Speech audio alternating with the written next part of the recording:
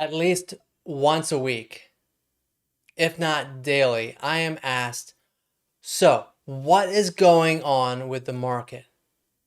And it seems like the conversation often translates to what is going on in the real estate market in Cape Coral. I know you want answers. You want answers? I think I'm entitled. You want answers? I want the truth!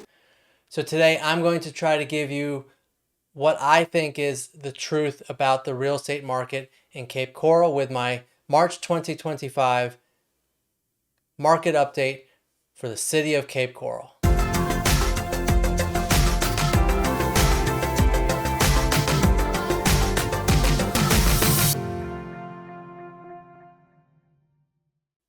This channel focuses on everything to do with living in Southwest Florida. If you're thinking about buying or selling a home here in the area, reach out to me today, 239-450-5786. I'm a call or text away. And while you're at it, don't forget to like this video, subscribe to my channel, and hit the bell to be notified about my future videos. We all want truth, but in this type of real estate market and in this day and age where there's so much access to information, it is really hard to know what really should we be listening to and what is the truth. Today, as I do with every single monthly market update, I'm going to take you through the numbers directly out of the Southwest Florida MLS system. These numbers are for the month of February 2025, and they were pulled just before I did this video. So as we go into this information, the purpose of this video is not to incite debate, though I do encourage you to comment below with questions or concerns. It is just merely to give you the information so that you can make a proper decision whether it's the time to buy or sell in Cape Coral. It's very important as we begin to take a look at the numbers that we start with the pricing, because that is the biggest question that everyone is asking me, is what is going on with the pricing in Cape Coral. Well, let's start with the median close price. Again, the median is that middlemost number, all the sales stacked on top, middle number, 389,000. Now again, it's not significantly off of the peak of January 2022, but it is down. Let's look at average close price, 465,829. Average is the sum of all the closings divided by the number of closings, we get the average. Now, what does the average look like over, say, the last 10 years? I've been hearing a lot of comments on YouTube and social media that we're going to be back at 2018, 2019 pricing at the rate we're going in Cape Coral. Well, as we look at the last 10 years numbers, we have a ways to go before we hit 2018, 2019, and 2020 numbers. In fact, I don't think that's even possible short of a total economic crash in this country. Again, it's just my opinion, but that's a big drop. And we really haven't seen that significant of a drop. Has pricing adjusted? Yes, so please don't start commenting that I'm saying that the market's great. Cape Coral's market has adjusted price. If you listened to my video the other day where I talked about the state of the Southwest Florida real estate market, we are in an adjusting market. Pricing has come back down to where it should have been out of a more natural growth. Now, if you actually look at the steady climb over since 2012 and up, we are still above where that climb would have been on a natural incline. The market boom of 22 and 23 set us to where we are now adjusting down.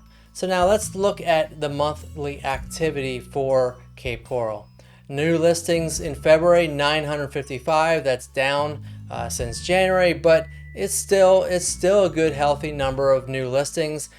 That gave us a total of 4,118 homes for sale in Cape Coral in the month of February 2025. Now, how many homes went under contract in February? 591 homes entered into the contract price process. Now, of course, remember, pending sale is simply buyer and seller have agreed to a price, to a contract, and it's entering into either moving to closing, or it's in its due diligence or finance contingencies or any other type of contingency phase, where because of other factors, those contracts do sometimes cancel. So we don't always see the end result being 591 contracts equals 591 closings. But what did we see in closings in February? We saw 365.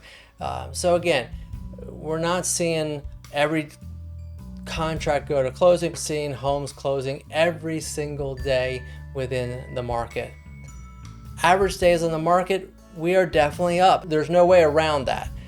Average days on market now is 86 days on the market. So obviously, homes are sitting longer. Sellers are starting to get frustrated because they're not getting a ton of showings. And that's because there's just not a ton of buyers on the market right now. With interest rates where they are, the economy is just starting to pick back up. We're still waiting for gas prices to come down, but we're hopeful there. Eggs still are in short supply and expensive. It's just an expensive time to live right now. So buying a home for, say, people that are maybe first-time home buyers or the young families, it's not as easy as it was, say, in 22 when interest rates were in the 2s and 3s. We're seeing the interest rates starting to slowly come down. They haven't done a whole lot of decreases, but they're settling down a little bit. This may be the new norm. We don't know, but it does impact the buyers on the market. So with less buyers, more homes on the inventory or homes on the market, we see that the days on the market is higher at 86. Now let's talk months of supply. Let's first look at the months of supply under 750,000. So these are the homes under 750,000. 7.7 months worth of inventory. So if not a single home came on the market under 750,000, we would be sold out of homes at the current pace in just under 8 months. Homes over 750,000, 20.2 months. So there is a lot of inventory on homes over 750,000. A lot of new construction was built.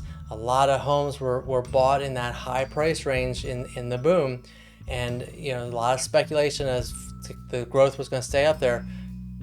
And the mortgage rates and stuff for the higher price point mortgages are just insane. So we just aren't seeing the amount of sales that we would normally see. But again, when we're looking at it, the days or the months of supply short of 21 through 23, is in this price range, has historically kind of been in the last 5 years, has been in that above 16 months.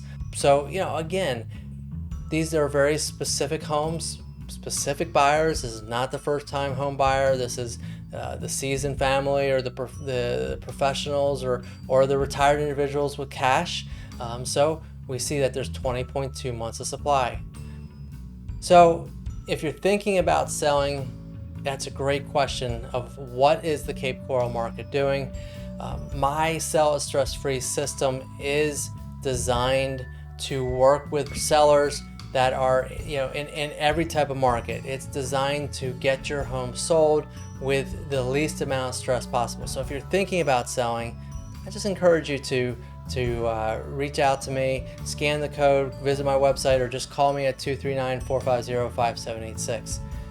And let's have a conversation on whether now's the right time to sell your home and how we can prepare your house to stand out from the rest. If you're thinking about buying a home in Cape Coral or anywhere else in Southwest Florida, I just encourage you to reach out, call me, text me, 239-450-5786, and let's have a conversation about finding you your perfect Southwest Florida home. I want to thank you for tuning into this Cape Coral market update. I hope it gave you a little bit of insight so that you can make a decision how you personally feel the market in Cape Coral is going. It's not my opinion that matters, it really is your opinion that matters. So I thank you for watching.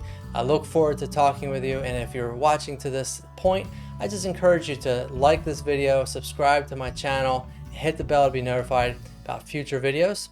And at the end of this video, as I sign off, you're going to be suggested some great videos on my channel. Thanks for watching.